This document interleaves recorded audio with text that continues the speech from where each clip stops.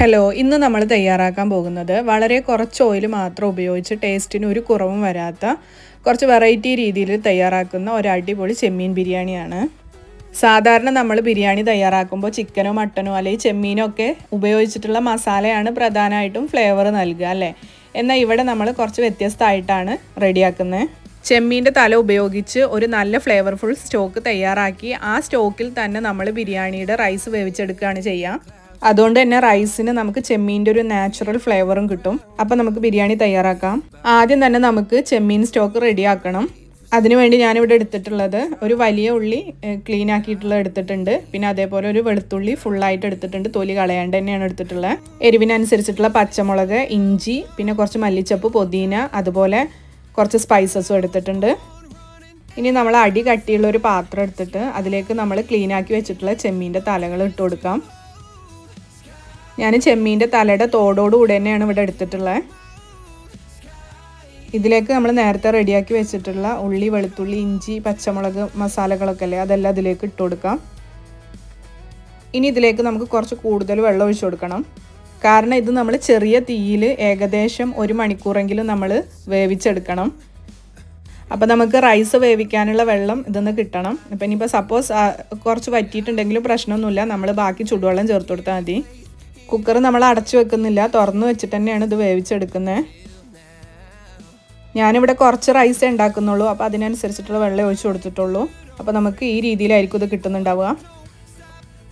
ഇനി നമുക്കിതിലെ വെള്ളം മാത്രം മതി. അപ്പോൾ അതിന് വേണ്ടിയിട്ട് ആദ്യം നമുക്കിത് ഒന്നും കൂടെ നന്നായിട്ടൊന്ന് ഉടച്ചെടുക്കാം. അതിനുശേഷം വേറൊരു പാത്രത്തിലേക്ക് അത് അരിച്ചെടുക്കാം. ഇനിയിപ്പോൾ റൈസ് വേവിക്കാനുള്ള സ്റ്റോക്ക് ഇതൊന്നും കിട്ടിയിട്ടില്ല എന്നുണ്ടെങ്കിൽ കുറച്ച് ചൂടുവെള്ളം തിളപ്പിച്ചിട്ട് ഇതിലേക്ക് ഒഴിച്ചു കൊടുത്താൽ മതി. കുറച്ച് സ്റ്റോക്ക് ഞാൻ പിന്നീട് മസാലയിൽ ചേർക്കാൻ വേണ്ടിയിട്ട് വേറെ മാറ്റി വെക്കുന്നുണ്ട്. ബാക്കിയുള്ളതിലേക്ക് നമുക്ക് റൈസിനനുസരിച്ച് ചൂടുവെള്ളം ചേർത്ത് കൊടുത്താൽ മതി. ഇനി നമുക്ക് ബിരിയാണിക്കുള്ള ഉള്ളിയും തക്കാളിയൊക്കെ ഒന്ന് തയ്യാറാക്കണം. അപ്പോൾ അതിന് വേണ്ടിയിട്ട് കുറച്ച് നെയ്യ് ഒഴിച്ചു കൊടുക്കാം. കുറച്ച് ഓയിലും കൂടെ ചേർത്ത് കൊടുക്കാം. ഇതൊന്ന് നന്നായിട്ട് ചൂടായിട്ട് വരുമ്പോൾ അതിലേക്ക് നമ്മൾ കട്ട് ചെയ്ത് വെച്ചിട്ടുള്ള ഉള്ളി ചേർത്ത് കൊടുത്തിട്ട് നന്നായിട്ടൊന്ന് മിക്സ് ചെയ്ത് കൊടുക്കാം.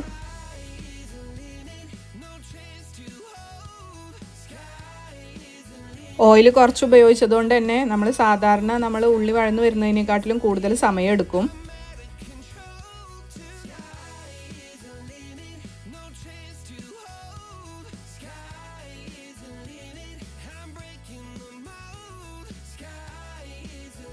ഉള്ളി ആവശ്യത്തിന് വഴന്ന് വരുമ്പോൾ അതിലേക്ക് നമുക്ക് തക്കാളി ഇട്ട് കൊടുത്തിട്ട് നന്നായിട്ടൊന്ന് മിക്സ് ചെയ്ത് കൊടുക്കാം.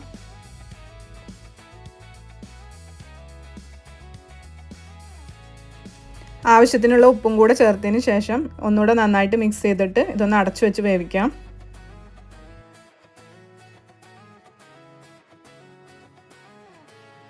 ഇനി ഇതൊന്ന് കുക്കായി വരുന്ന സമയം കൊണ്ട് തന്നെ നമുക്ക് റൈസും റെഡിയാക്കി തുടങ്ങാം. റൈസ് റെഡിയാക്കാനുള്ള പാനിലേക്ക് നെയ്യ് ഒഴിച്ചു കൊടുക്കാം. ചൂടായി വരുമ്പോൾ അതിലേക്ക് കുറച്ച് സ്പൈസസ് ഇട്ട് കൊടുക്കാം.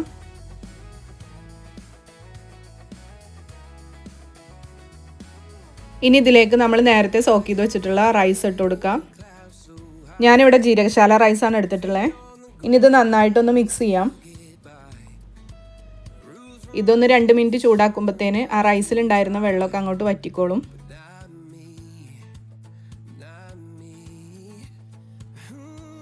ഇതിലേക്ക് ഒരു അര നാരങ്ങയുടെ നീരും അതുപോലെ റൈസിന് ആവശ്യമായിട്ടുള്ള സോൾട്ടും കൂടെ ഇട്ട് കൊടുക്കാം.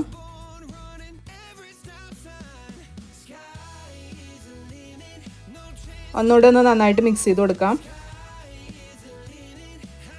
ഇനി ഇതിലേക്ക് നമ്മൾ നേരത്തെ റെഡിയാക്കി വെച്ചിട്ടുള്ള ചെമ്മീൻ്റെ സ്റ്റോക്ക് ഒഴിച്ചു കൊടുക്കാം. അരിക്കനുസരിച്ചിട്ട് ആവശ്യമുണ്ടെങ്കിൽ ഇനിയും വെള്ളം ഒഴിച്ചു കൊടുക്കാം. എന്നിട്ട് ഇത് നന്നായിട്ടൊന്ന് ഇളക്കി കൊടുത്തതിന് ശേഷം അടച്ചു വെച്ച് വേവിക്കാം.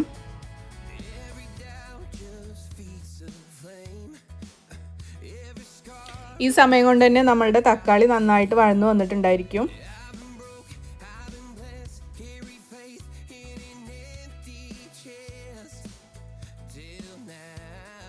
ഇനിയിപ്പോൾ നമുക്ക് ബിരിയാണി മസാല റെഡിയാക്കാം. അപ്പോൾ അതിന് വേണ്ടിയിട്ട് ബിരിയാണി പോട്ട് എടുത്തിട്ട് അതിലേക്ക് ആവശ്യത്തിനുള്ള നെയ്യ് ഒഴിച്ചു കൊടുക്കാം.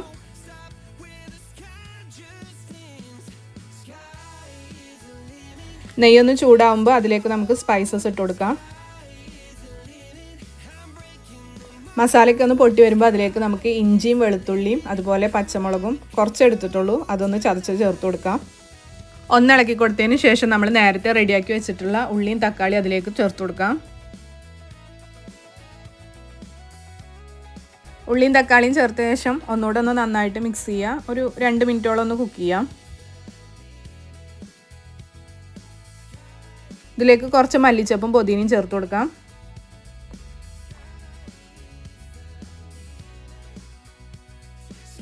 അതുപോലെ ഒരു നാരങ്ങയുടെ നീരും ചേർത്ത് കൊടുത്തിട്ടുണ്ട്.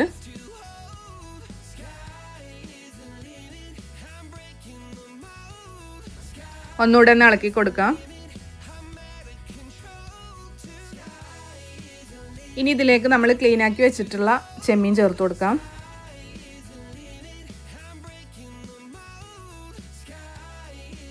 കുറച്ച് മഞ്ഞൾപ്പൊടിയും ഗരം മസാലയും കൂടെ ചേർത്ത് കൊടുക്കാം.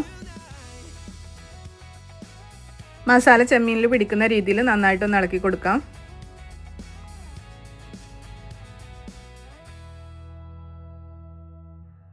ഇതിലേക്ക് നമ്മൾ നേരത്തെ മാറ്റി വെച്ചിട്ടുള്ള ആ ചെമ്മീൻ്റെ സ്റ്റോക്ക് ഒഴിച്ചു കൊടുക്കാം. നമ്മൾ ഓയിൽ വളരെ കുറച്ചാണ് ഉപയോഗിച്ചിട്ടുള്ളത്, അതുകൊണ്ട് മസാല അടിയിൽ പിടിക്കാതിരിക്കാനും അതുപോലെ തന്നെ ചെമ്മീന് നല്ലൊരു ഫ്ലേവർ കിട്ടാൻ വേണ്ടിയിട്ടും കൂടിയാണ് മസാലയിൽ ഇങ്ങനെ ചേർക്കണത്. ഇനി ഇതിൻ്റെ മുകളിലേക്ക് നമ്മൾ വേവിച്ച് വെച്ചിട്ടുള്ള റൈസ് ഇട്ട് കൊടുക്കാം. ചെമ്മീൻ നമ്മൾ എക്സ്ട്രാ വേവിക്കൊന്നും ചെയ്യുന്നില്ല. റൈസ് എല്ലാം ഇട്ട് കൊടുത്തിട്ട് നമ്മൾ അടച്ചു വെച്ച് വേവിക്കുമ്പോൾ ആ സമയത്ത് ചെമ്മീന് ആവശ്യത്തിനുള്ള വേവായിക്കോളും. റൈസ് മുഴുവൻ ഇട്ട് കൊടുത്തിട്ടുണ്ട്. ഇനി ആവശ്യമുണ്ടെങ്കിൽ മാത്രം കുറച്ച് നെയ്യ് ഇതിൻ്റെ മുകളിലൊന്ന് ഇട്ട് കൊടുക്കാം.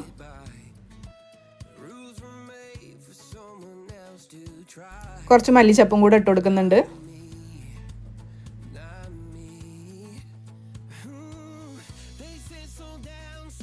ഇനി ഒരു ഫോയിൽ പേപ്പർ ഉപയോഗിച്ചിട്ട് നന്നായിട്ട് ഇതൊന്ന് കവർ ചെയ്തതിന് ശേഷം നമുക്കിതിൻ്റെ മുകളിൽ ലിഡ് വെച്ചിട്ട് അടച്ചു വെച്ച് വേവിക്കാം.